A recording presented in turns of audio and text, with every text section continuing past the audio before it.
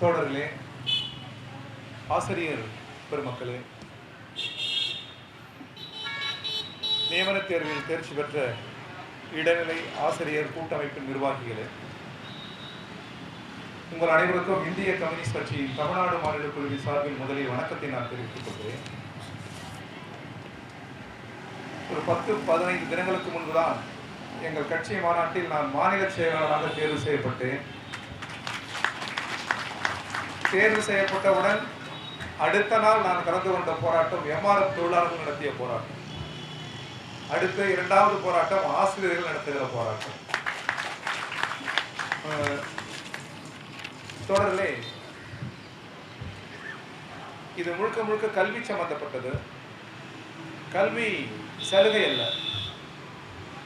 உரிமை. Education is not a privilege, it's a rights என்று ஆங்கிலத்தில் சொல்லுவார். அதே போன்று நீங்கள் கேட்பதும் சலுகை அல்ல, உரிமை. அந்த உரிமையை அரசு நிறைவேற்ற வேண்டும் என்று இந்திய கம்யூனிஸ்ட் கட்சியின் தமிழ்நாடு மாநில குழுவின் சார்பில் நான் கேட்டுக்கொள்கிறேன். முதலில் ஒரு தகுதிக்கான தேர்விலும் வெற்றி பெற்றிருக்கிறார்கள், நியமன தேர்விலும் வெற்றி பெற்றிருக்கிறார்கள். அரசு ஏதாவது ஒரு புது தேர்வு நடத்தினாலும் அதிலும் வெற்றி பெறுவதற்கு இந்த ஆசிரியர்கள் தயாராக இருக்கிறார்கள். தேவை வேலை. 20,000 பேர் ஆசிரியர்கள், இடைநிலை ஆசிரியர்கள் பல ஆண்டுகள் காத்திருப்பது என்பது எந்த ஒரு அரசுக்கும் நல்லதல்ல. அதிலும் ஆசிரியர்கள் தான் எதிர்கால தேசத்தை உருவாக்குகிறார்கள். கல்வி போல் உயர்ந்த விழுமியம் உலகத்தில் வேறு ஏதும் இல்லை. அந்த கல்வியை ஆசிரியர்களுக்கு பயிற்றுவிக்கிற ஆசிரியர்கள் போல் தார்மீகங்களோ உயர்வோ இந்த உலகத்தில் வேறு ஏதும் இல்லை. எனவேதான் மாதா பிதா குரு என்ற கடவுளை கூட அடுத்த நிலையை வைத்திருக்கிறார். எனவே வகுப்பறையில் ஒரு மாணவனை செதுக்குகிற அறிவார்ந்த பணியை செய்வது ஆசிரியர்கள். எனவே அவர்கள் கோரிக்கைகளை கிடப்பில் போடுவது என்பது நல்லதல்ல என்று தமிழ்நாடு அரசுக்கு கம்யூனிஸ்ட் கட்சியின் மாநில குழுவின் சார்பில் வலியுறுத்த விரும்புகிறேன். இது உண்ணாவிரத அறப்போராட்டம். நான் கூட இங்கே தேநீர் அருந்த கேட்டேன். நண்பர் உண்ணாவிரதம் என்று சொன்னவுடன் நான் பக்கத்தில் தேநீர் அருந்தினேன். உலகத்திலேயே மிகச்சிறந்த போராட்ட முறை இந்த உண்ணாநிலை அறப்போர். எங்கள் கட்சி இந்திய விடுதலை போரில் ஆயுதம் தாங்கி போராடி இருக்கிறது. அது தோல்வியில் முடிந்தது. ஆனால் காந்தி தான் இந்த போராட்டத்தை இந்திய அரசியலில் அறிமுகப்படுத்தினார். ஆனால் அவர் வெற்றி பெற்றார். காந்திக்கே இந்த சிந்தனையை தந்தது டால்ஸ்டாயின் நாவல்கள். பிறர் தவறு செய்தால் அதற்கு தன்னைத்தானே வருத்திக் கொள்வது. பிரிட்டிஷ் ஏகாதிபத்தியம் தவறு செய்தால் அதற்கு தன்னைத்தானே வருத்திக் கொள்கிற ஒரு தலைவன் உலகிலேயே மகாத்மா காந்தியை அன்றி வேறொருவர் இல்லை. இது டால்ஸ்டாய் நாவலில் படித்து அந்த சிந்தனை அவர் உருவானது. ஆனால் டால்ஸ்டாய்க்கு இந்த சிந்தனையை உருவாக்கியது டுபகோர்ஸ் மக்கள். ரஷ்யாவில் வாழ்ந்த டுபகோர்ஸ் மக்கள் 18ஆம் நூற்றாண்டின் துவக்க காலத்தில் அந்த மக்கள் வாழ்ந்தார்கள்.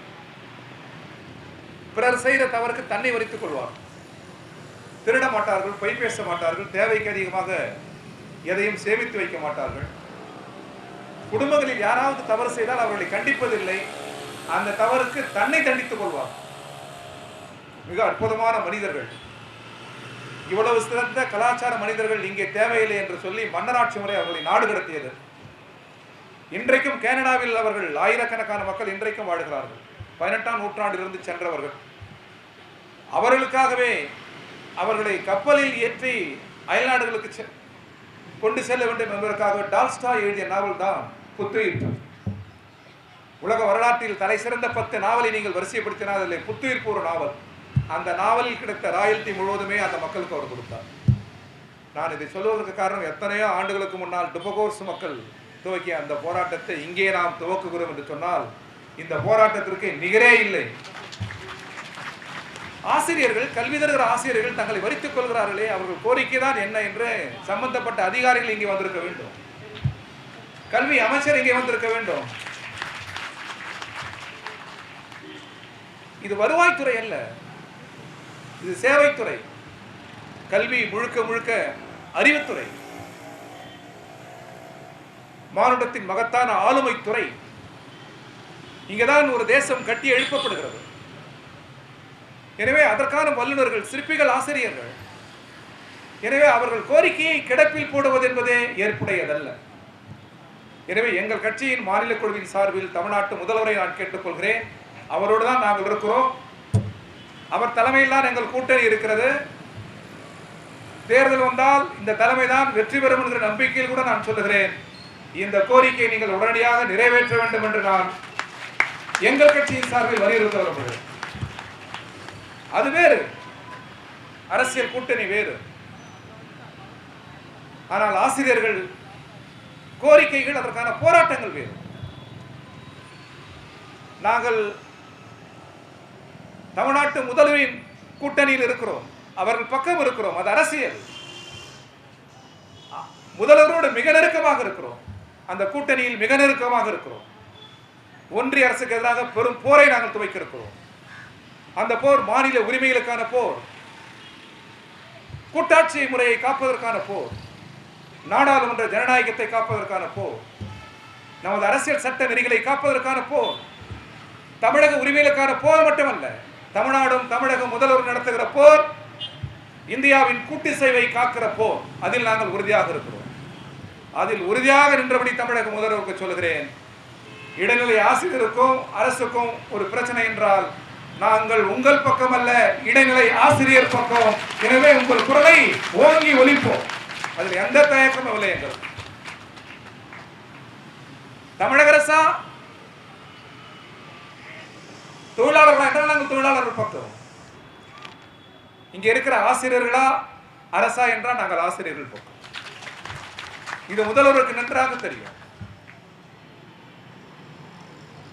அவர் மிகுந்த முதிர்ச்சியுடன் இதை அணுகுவார் என்கிற நம்பிக்கை எனக்கு உண்டு.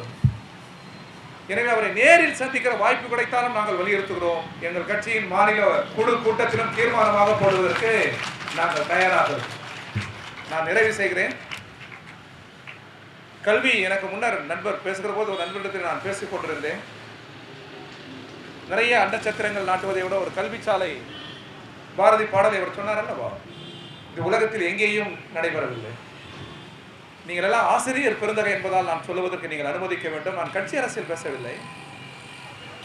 உலகத்திலேயே முதல் மசூதிகளை, வேதாலயங்களை கல்வி சாலையாக மாற்றியது என்பது 1917 ஆட்சிக்கு வந்த தோழர் லெனின் அரசாணையில் தான் முதலில் அது சட்டமானது. இரண்டாவது உலக யுத்தத்தில் ரஷ்யா சிதிலமாகிவிட்டது. எங்க பார்த்தாலும் பாலியல் தொழில், வறுமை, ஏழ்மை. இந்த நாட்டை எப்படி கட்டமைப்பது என்று ஒரு பெரிய அறிஞரை அழைத்து பேசினார் லெனின். கம்யூனிஸ்ட் கட்சி ஆட்சிக்கு வந்திருக்கிறது புரட்சியின் மூலம். அவர் பெயர் லூனா சார்கி. இன்றைக்கும் நீங்கள் 19ஆம் நூற்றாண்டு துவங்கி 20ஆம் நூற்றாண்டு வரை ஒரு கல்வியாளரை நீங்கள் தேடினால் அது லூனா சார்கிக்கு முதலிடம் இருக்கும். அவரோடு லெனின் பேசுகிறார். உலகில் முதல் தொழிலாளர் அரசு ஏற்பட்டிருக்கிறது புரட்சியின் மூலமாக, அக்டோபர் புரட்சியின் மூலமாக. வறுமையும் ஏழ்மையும் இருக்கிறது, கல்வி சாலைகள் கூட இல்லை. இந்த நாட்டை எங்கிருந்து துவக்குவது என்ற லூனா சார்கியிடம் லெனின் கேட்டபோது லூனா சார்கி சொல்லுவார், லெனின் சொல்லுவார், மின்சாரத்தில் இருந்தா, அணைக்கட்டுகளில் இருந்தா, கூட்டு பண்ணைகளில் இருந்தா, சிறு தொழில்களில் இருந்தா, எங்கிருந்து இந்த நாட்டை கட்டமைப்பது என்று கேட்டபோது லூனா சார்கி சொல்லுவார், comrade Lenin, so you can ask me any question, I will answer to one word, that is education. Education is at all cost. கூட்டுப்பண்ணையில் இருந்த, பெரும் தொழிற்சாலையில் இருந்தல்ல, மின்சாரத்தில் இருந்தல்ல, கல்வியில் இருந்து துவக்குங்கள் என்று லூனா சார்கி சொல்லுவார். கல்விக்கு கல்வி சாலைகள் தேவை அல்லவா? கல்வி சாலைகளே இல்லை. யுத்தத்தில் பல ஆண்டுகள் யுத்தத்தில் இருந்தது ரஷ்யா. எங்கே கல்வி கூடம், எங்கே கல்வி சாலை? அப்போது லெனின் தான் சொல்லுவார், இப்பொழுது கல்வி சாலைகளை கட்ட முடியாது. ஒரு வருடத்திற்கு அது 6 மாதத்திற்குள் 1 லட்சம் கல்வி சாலைகளை கட்ட முடியாது. ரஷ்யா உலகத்திலே பெரிய நாடு. என்ன செய்வது? ஏறத்தாழ 3 லட்சம் மசூதிகள் இருக்கிறது, வேதாலயங்கள் இருக்கிறது. இது காலையிலிருந்து மாலை வரை கல்வி சாலை, இரவில் இது பிரார்த்தனை கூடம் என்று முதல் சட்டத்தை உலகத்தில் போட்டதே தோழர் லெனின். நீங்கள் ஆசிரியர்கள் என்பதால் சொல்லுகிறேன், அவர்தான் இன்னொரு சட்டத்தையும் போட்டார். படி படி படி என்றால் படித்து விட முடியாது. கல்வி கற்க வேண்டும் என்று சொன்னால் நன்றாக உறங்க வேண்டும். நல்ல உறக்கத்திற்கு நல்ல உணவு வேண்டும். எனவே உறக்கமும் உணவும் அரசின் பொறுப்பு என்று ஒரு சட்டத்தை உலகத்தில் போட்டதே தோழர் லெனின் என்பதை ஆசிரியர்கள் குறித்துக் கொள்ள வேண்டும். பிறகுதான் அவையெல்லாம் நேற்று சுந்தரவடிவேலு போன்றவர்கள், ரவீந்திரநாத் தாகூர் போன்றவர்கள், காமராஜர் போன்றவர்கள் சுற்றி பார்த்து விட்டு வந்து ரஷ்யாவில் கல்வியின் பொறுப்பு முழுக்க முழுக்க அரசின் பொறுப்பாக இருக்கிறது. உணவும் உடையும் உறக்கமும் அரசின் பொறுப்பு. அங்கே தனியார் கல்வி நிலையங்களே இல்லை. அங்கிருந்து கற்க வேண்டியது நிறைய இருக்கிறது என்று நேற்று சுந்தரவடிவேலு சொன்ன பிறகுதான் காமராஜர் அங்கே சென்று மதிய உணவு திட்டமே பிறந்தது. நான் இதை சொல்லுவதற்கு காரணம், ஆசிரியர்கள், இடைநிலை ஆசிரியர்கள் நீங்கள் வெற்றி பெறுவீர்கள் என்று நம்பிக்கை இருக்கிறது.